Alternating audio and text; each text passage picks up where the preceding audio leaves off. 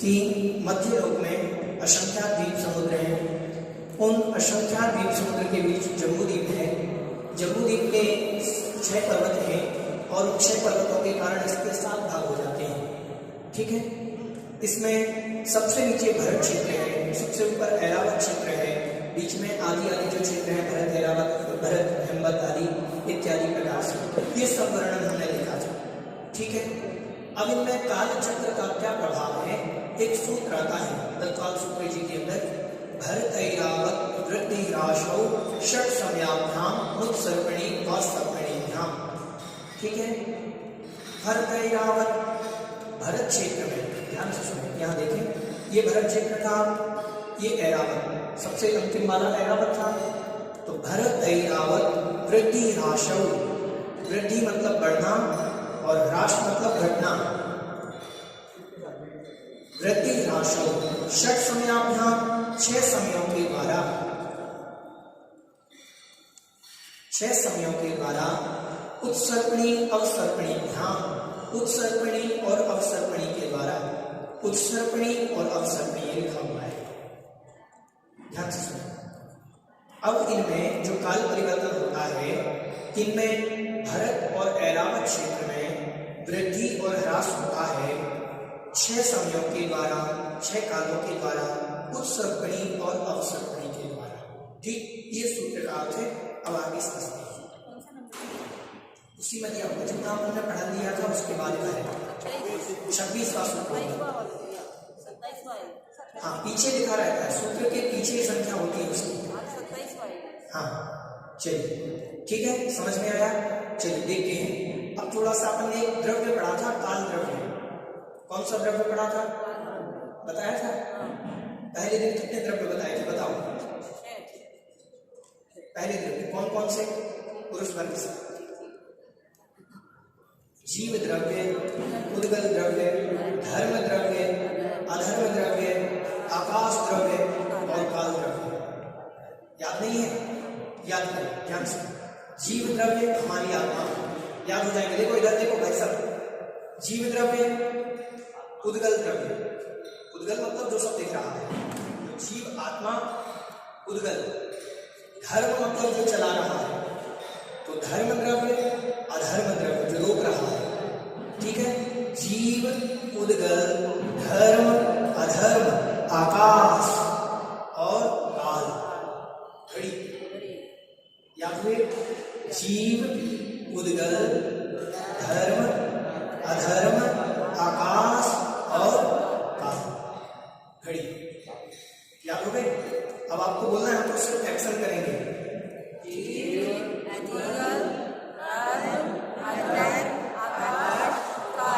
अब हमारे साथ फिर बोलना है।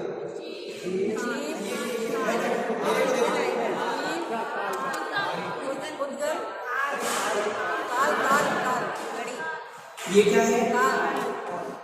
ये अधर्म, जीव, आकाश। ठीक है, अब फिर से बोलना है, याद करना है। जीव, उद्गल, धर्म, अधर्म, आकाश, काल। ठीक है, याद रखना। तो काल द्रव्य क्या था? समय की जो गणना बताता है। हमने आपको बताया था प्रति समय जो परिवर्तन हो रहा है, ध्यान से सुनो। प्रत्येक वस्तु में परिवर्तन हो रहा है कि नहीं हो रहा है? प्रत्येक वस्तु में। ये मार्कर कुछ दिन पहले नया था, अभी भी नया ही है, लेकिन वो प्रति समय परिवर्तन हुआ। ऐसा तो नहीं है जिस दिन हम लाए थे उस दिन नया था, अचानक से 7 दिन बाद पुराना हो गया। नहीं, लाते ही वो प्रति समय परिवर्तन हो रहा है। आपने ये कपड़े पहने, ये कपड़े एक दिन में गंदे दिखते हैं क्या? 2 दिन में, 3-4 दिन बाद गंदे दिखेंगे। आज आपने पहने, लेकिन गंदे 4 दिन बाद एक साथ हुए कि वो उसी दिन से शुरू हो गए जिस दिन से पहने थे। जिस दिन से पहने थे उसी दिन से शुरू हो गए थे गंदे होना। तो अब उस पर परत जमती गई, जमती गई, जमती गई, जमती गई, 7-8 दिन बाद देखने लगी कि इस पर दाग लग गया। समझ रहे? तो ये जो सूक्ष्म परिवर्तन है, ये तो हमें समझ में भी आ रहा है। जो परिवर्तन हमें समझ में नहीं आ रहे हैं इस प्रकृति में, उसे कहते हैं निश्चय काल। काल द्रव्य के 2 भेद, निश्चय काल। कौन सा काल? निश्चय काल। ये प्रत्येक वस्तु में परिवर्तन लाता है। दुनिया की जितनी भी वस्तु है सबका परिवर्तन हो रहा है। स्वयं कालद्रव्य चल रहा है और उस कालद्रव्य के साथ परिवर्तन हो रहा है। समझ में आ रहा है? ये हुआ निश्चय काल, जो हमारी पकड़ में नहीं आ रहा है लेकिन परिवर्तन हो रहा है। हम प्रति समय बूढ़े हो रहे हैं, जवान हो रहे हैं, काले हो रहे हैं, शरीर पर झुर्रियां आ रही हैं, प्रति समय हो रहा है। हमारे प्रति समय बालों में वृद्धि हो रही है, शरीर में वृद्धि है, जो कुछ भी हो रहा है प्रति समय हो रहा है, लेकिन वो परिवर्तन हमें दिख नहीं रहा है। जो हमारी पकड़ से बाहर है उसे कहते हैं निश्चय काल। समझ में आया? व्यवहार काल, व्यवहार काल कहते हैं, काल द्रव्य के दो भेद, एक निश्चय काल, एक व्यवहार काल।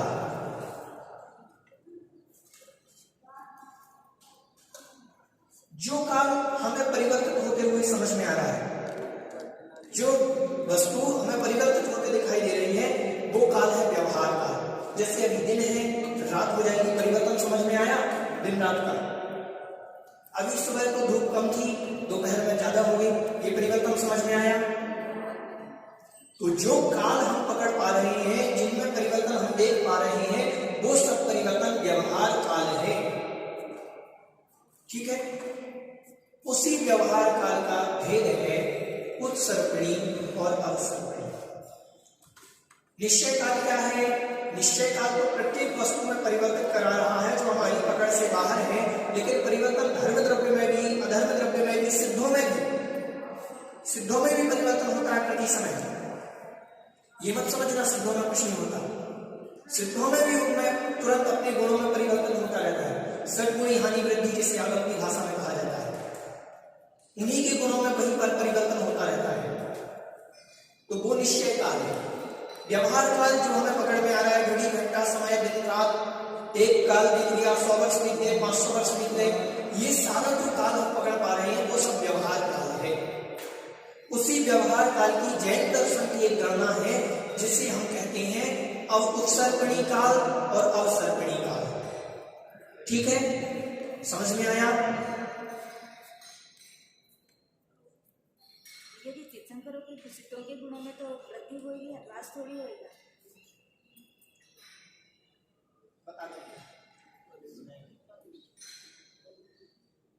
ध्यान से देखिए, सिद्धों में ह्रास कैसे होगा गुणों का? प्रश्न अच्छा है, कोई बता सकता है?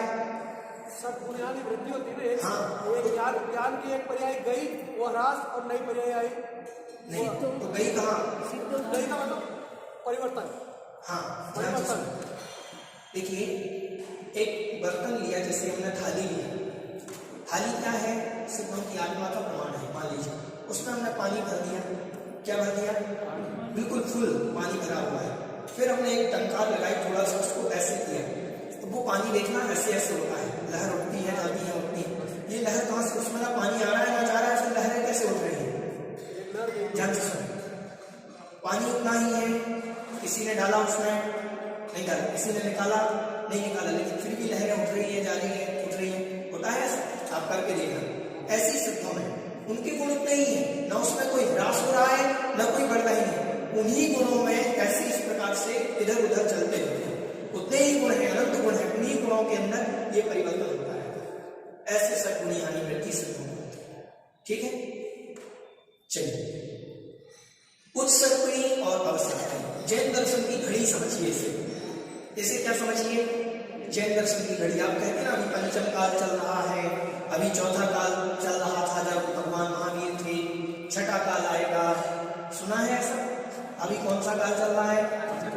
पंचम काल चल रहा है। तो ये काल क्या है? ये जैन दर्शन की घड़ी है, सबसे बड़ी घड़ी जैन दर्शन की, इससे बड़ी कोई घड़ी नहीं। ठीक है? अब देखते हैं, आपने देखा, जैसे इस घड़ी को लीजिए उदाहरण के तौर पर, इस घड़ी में 1 से लेकर के कितने बजते हैं? 12 बजते हैं। 1 2 3 4 5 ऐसे करके 12 बजते हैं। अब ये 12 के बाद फिर 1 पर शुरू हो जाती है ये घड़ी। अभी इस काम बता रहे हैं, उदाहरण होती है। अब ध्यान से सुना, जो अभी पूर्व में 8 बजे थे, वो 8 जो बज गए थे, वो 8 वाला समय दोबारा आएगा क्या? समय दोबारा नहीं आएगा। दोबारा घड़ी घूम करके आएगी, 8 बजाएगी, लेकिन वो काल नहीं आएगा जो पहले था। समझ में आ रहा है विषय? घड़ी सिर्फ बतला रही है कि ऐसा परिवर्तन होता है, लेकिन जो काल व्यतीत हो गया वो आएगा नहीं। ऐसे ही इसको दो भागों में बांटा है, एक उत्सर्पणी, एक अवसर्पणी। उत्सर्पणी अवसर्पणी का क्या अर्थ होता है ये तो मेरे को भी नहीं मालूम, लेकिन मैं अपनी बुद्धि से शब्द से अर्थ आपको बता रहा हूं। ये मुझे आलम में तो मैंने नहीं पढ़ा, लेकिन उत्सर्पणी, उत मतलब उठना, उत मतलब क्या होता है? उठना। और सर्पणी मतलब सर्प की तरह, सर्पणी मतलब होती है नागिन। उत मतलब उठना, सर्पणी मतलब सर्प की तरह, सर्प की तरह गोल उठना, सर्पणी की तरह गोल उठना। तो यहां से ये होता है काल, यहां से लेकर के यहां तक के काल को उत्सर्पणी कहा जाता है। समझ में आ रहा है? अवसर्पणी, अव मतलब होता है गिरना। अव मतलब क्या होता है? गिरना, पतन होना, ह्रास होना। तो अव मतलब यहां से गिरने का काल। अब यहां से गिरेंगे तो ये हुआ अवसर्पणी। तो गोल सर्प की तरह गिरते हुए, सर्प की तरह उठते हुए, जैसे सर्प गोल गोल चल देता है वैसे ही उदाहरण दिया। ठीक है, ये जैन दर्शन की घड़ी है। अब देखते हैं, ये पहला काल, ये दूसरा काल, ये तीसरा काल, ये चौथा काल, ये पंचम काल, ये छठा काल। समझ में आ रहा है? पहला, दूसरा, तीसरा, चौथा, पांचवा, छठा। ये छठवा काल किसका है? अवसर्पणी का। किसका काल है? हम अभी किस में हैं? अवसर्पणी में। अवसर्पणी के 5वें काल में। ठीक है, समझ में आ रहा है? अभी बताएगा 5वें में। ठीक है, अब ये जो हुआ, इसके बाद ये उत्सर्पणी का पहला हो गया ना, ये उत्सर्पणी का पहला काल है। ध्यान से सुनो, आप समझो, ये उत्सर्पणी का पहला काल है। यहां से उत्सर्पणी प्रारंभ होगी, अवसर्पणी आपकी यहां खत्म हो गई, अब प्रारंभ क्या हो रहा है? उत्सर्पणी। तो ये उत्सर्पणी का पहला काल, ये दूसरा काल, ये तीसरा काल, ये चौथा काल, ये पांचवा काल, ये छठा काल। यहां से फिर पहला किसका प्रारंभ होगा? अवसर्पणी का। ऐसे असंख्यात अनंत उत्सर्पणी अवसर्पणी है। घड़ी कभी खत्म होगी क्या? आज चल रही, कल भी चलेगी, हमेशा चलती रहेगी। कब से चलती आ रही? चलती आ रही, चलती रहेगी। ऐसी ये घड़ी है, ये भी चलती रहेगी। ठीक है, समझ में आया? ये उत्सर्पणी का पहला, दो अवसर्पणी का पहला, दूसरा, तीसरा, चौथा, पांचवा, छठा, सातवां, छठा। उसके बाद पहले यहां से आए उत्सर्पणी का पहला, दूसरा, तीसरा, चौथा, पांचवा, छठा। ठीक है, समझ में आया? ऐसे काल परिवर्तन होता रहता है। आदिनाथ भगवान हुए चौथे काल में, तीसरे काल में, महावीर हुए चौथे काल में, हम अभी जी रहे हैं 5वें काल में। लंबा समय हुआ ना? समझ में आ रहा है? ये काल। अब इन कालों के कुछ नाम हैं। क्या है? नाम है। इसका नाम है सुखमा, सुखमा काल। सुखमा, सुखमा, 2 बार लिखना है। सुखमा, सुखमा काल। सुषमा भी मिलता है ना, सुषमा भी मिलता है, सुखमा भी मिलता है, दोनों लिख सकते हैं। हाँ, सुखमा, सुखमा या सुषमा, सुषमा। ठीक है, सुषमा ऐसे लिखा जाएगा। ये हुआ सुषमा या सुखमा, दोनों नाम। ठीक है, सुषमा, सुषमा काल या सुखमा, सुखमा काल पहला काल। किसका? अवसर्पणी काल। समझ में आ रहा है? दूसरा काल सुखमा काल या सुषमा काल।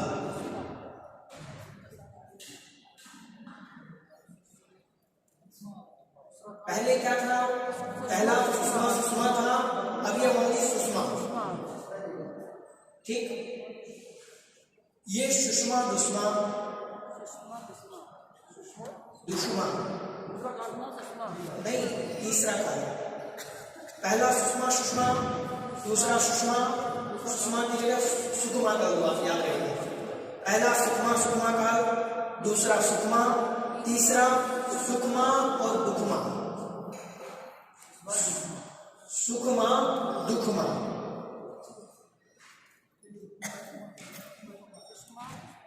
दुख महाकाल, ठीक। सुषमा सुषमा सुषमा सुषमा दुखमा। अब यहां से उल्टा चालू हो जाएगा, दुष्मा सुखमा,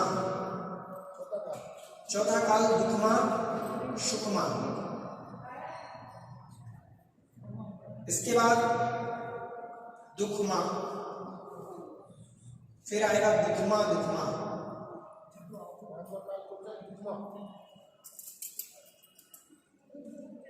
ध्यान से देखें।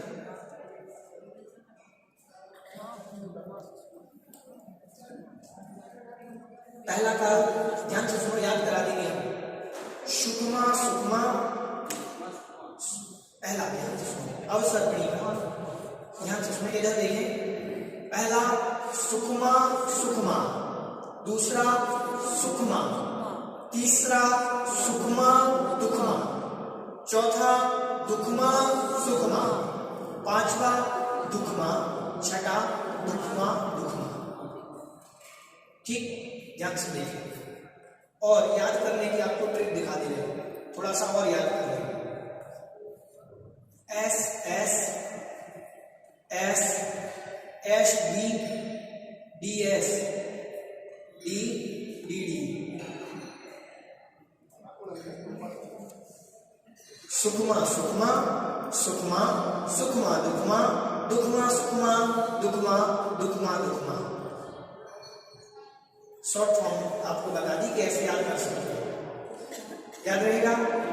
सबसे पहला काल सुखी सुख, फिर थोड़ा सुख, फिर सुख दुख, फिर दुख सुख, फिर दुख, फिर दुखी दुख। हाँ बिल्कुल ठीक है। अब ध्यान से सुनो, अभी दुखमा है क्यों?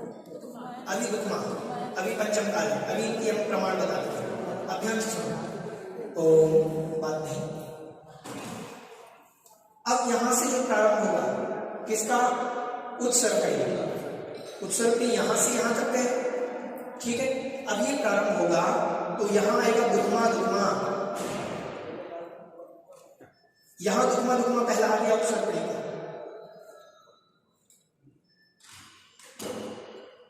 यहां दुखमा,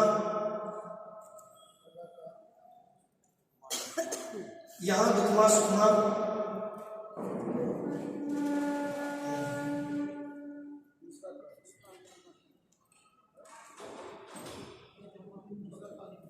अभी हम बता देते हैं, ट्रिक से आपको याद हो जाएगा।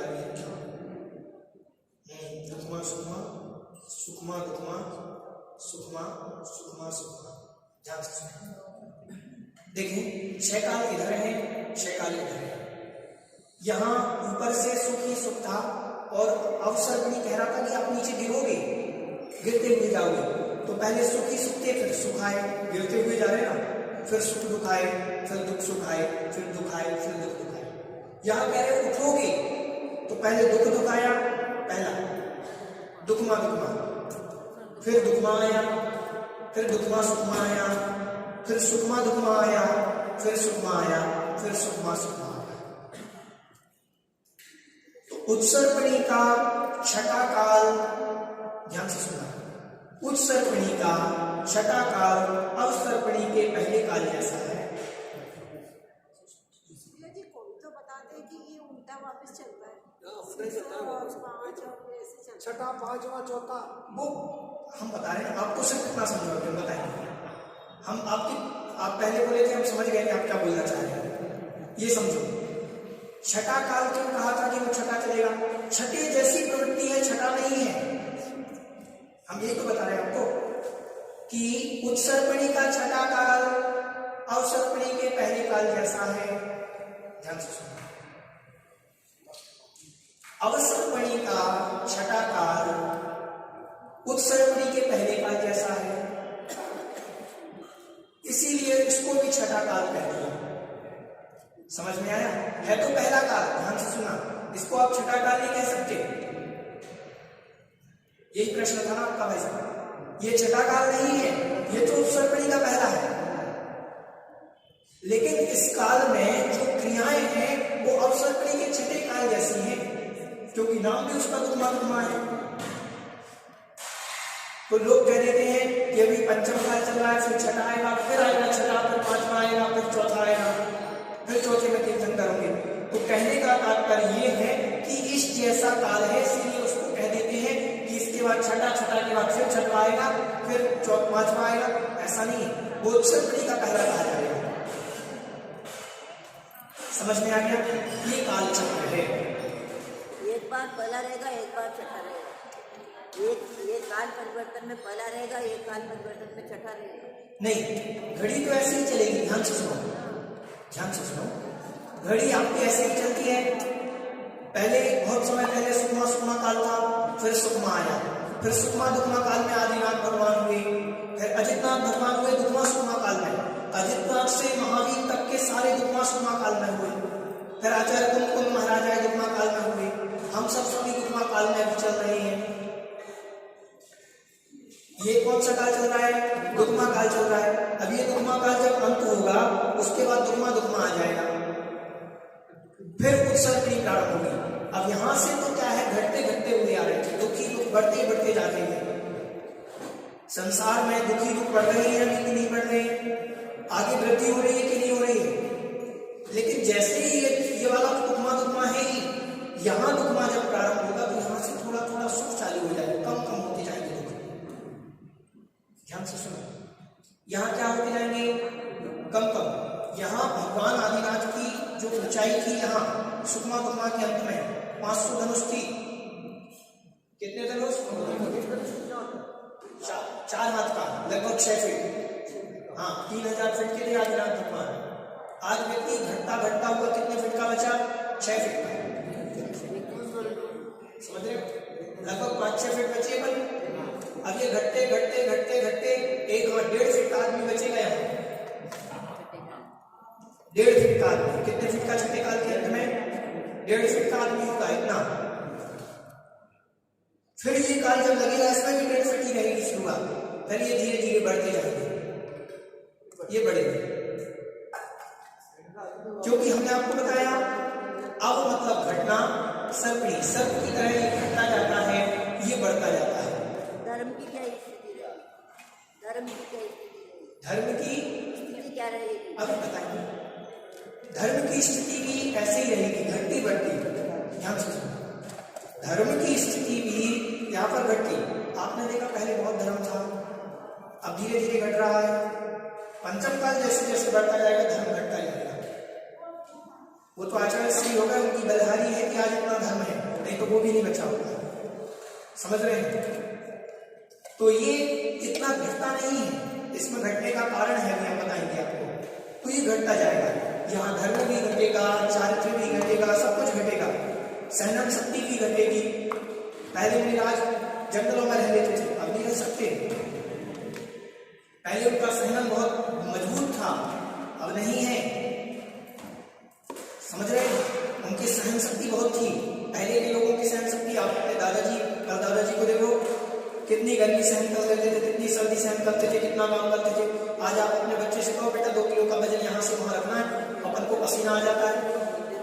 कुंडलपुर में भी 4 घंटे खड़े हो जाओ तो पसीना पसीना हो गया, ऐसी भीड़ थी वहां। और पहले के लोग कितना चलते थे, 50 किलोमीटर चल करके जाते थे, वहां 2 किलोमीटर चल के लोगों को पैर जाम हो गए, बोले चल के नहीं बन रहा है। तो ये ह्रास हो रहा है हमारे सहन में। ठीक है, पहले अब यहाँ आएगा तो यहाँ सब वृद्धि होगी, सुख बढ़ेगा, सारी चीजों में वृद्धि होगी, हाइट बढ़ेगी, आयु बढ़ेगी। अभी सब घटता हुआ जा रहा है। ठीक है, इतना समझा? बाकी का हाँ कोई?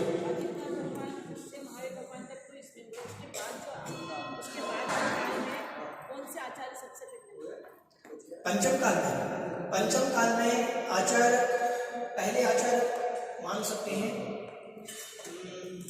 का नाम नहीं आ रहा है, शायद और जी के रचयिता कौन है? गुणभद्राचार्य। शायद उनको पहला मानते हैं कि ये पहले हुए पंचम काल में। मतलब ये काल तो कैसे था, जैसे ये दिन है, कल से 5वां काल, मतलब ये तो दिन परिवर्तन हो गए, ऐसे भी हुए। ध्यान से सुनो, उनसे उससे पहले सुख के हाँ, जो चौथे काल में उत्पन्न हुए वो पंचम काल में मोक्ष गए। श्रीधर के लिए कुंडलपुर में जो श्रीधर के लिए मोक्ष गए हैं वो उत्पन्न तो चौथे काल में इनका जन्म हुआ था, लेकिन जब वो मोक्ष जाने लगे तो उनका काल जब पंचम काल लग चुका था। पंचम पांचवें काल में कोई मोक्ष जाता नहीं है, लेकिन चौथे काल में उत्पन्न हुआ व्यक्ति पांचवें मोक्ष जा सकता है। और चौथे में उत्पन्न हुए थे जम्बू स्वामी गए ना, नहीं, जम्मू स्वामी तो केवली थे। ये जो केवली थे ये श्रुत केवली थे, इनकी परंपरा जो थी श्रुत केवली। तो ये श्रुत केवली अंतिम श्रुत केवली श्रीधर थे, जो कुंडलपुर क्षेत्र में जहाँ आचार्य श्री विराजमान है वहां से मोक्ष गए, वो अंतिम श्रुत केवली थे। जम्मू स्वामी जो थे ये अनुबद्ध केवली थे, अनुबद्ध केवली हुए, इनके बाद श्रुत केवली हुए। जम्मू स्वामी जब अनुबद्ध केवली हुए मतलब अरिहंत जैसे हुए, ये अरिहंत जैसे नहीं हुए, ये श्रुत केवली थे, श्रुत का ज्ञान था। केवल सुख का ज्ञान।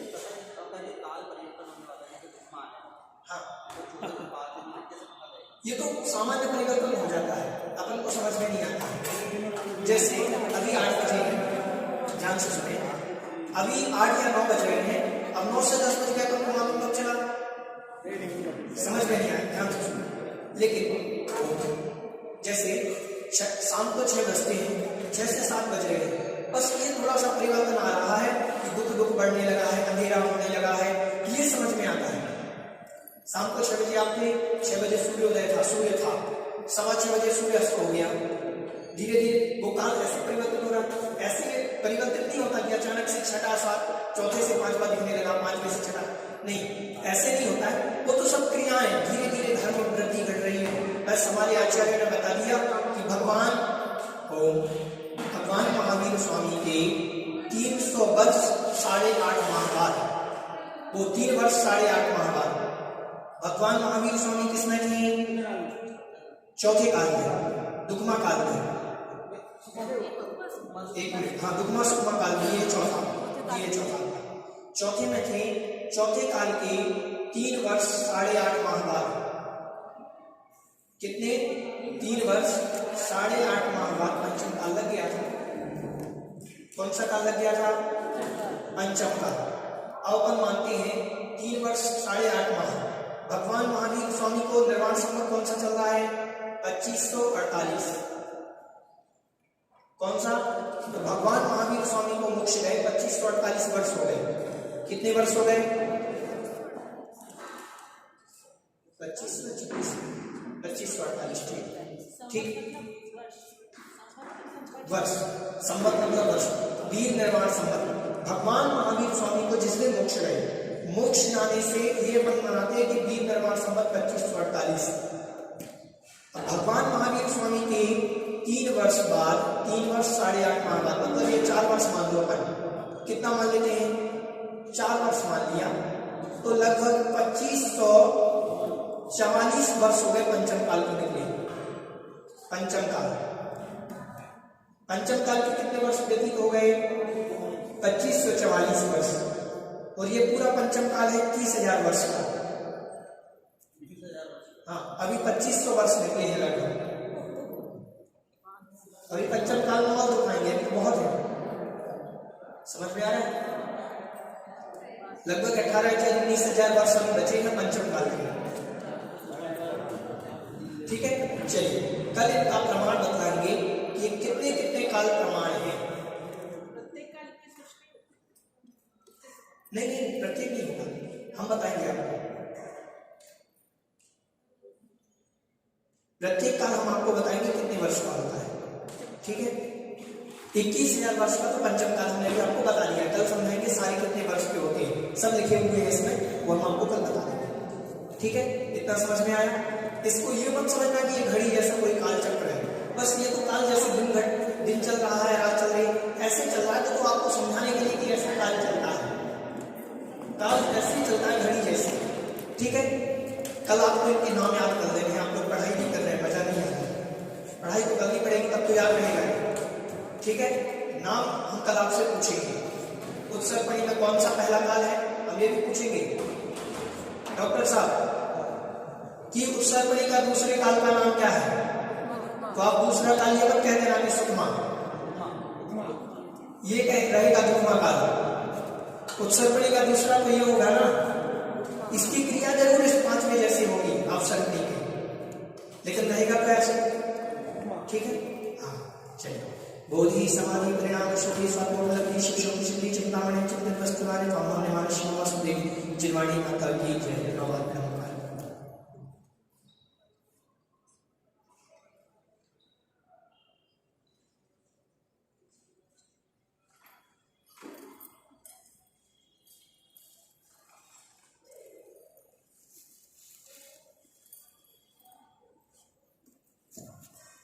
अभी कालचक्र 2-3 दिन का है, इसको पूरा ध्यान से पढ़ना, बहुत अच्छा विषय है इसमें।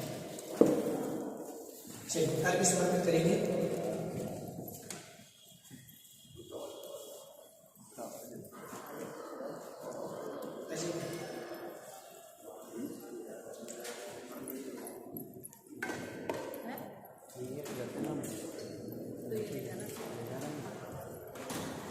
चलिए बोलिए देवा की श्री आदिनाथ भगवान की जय। ओम ह्रीं श्री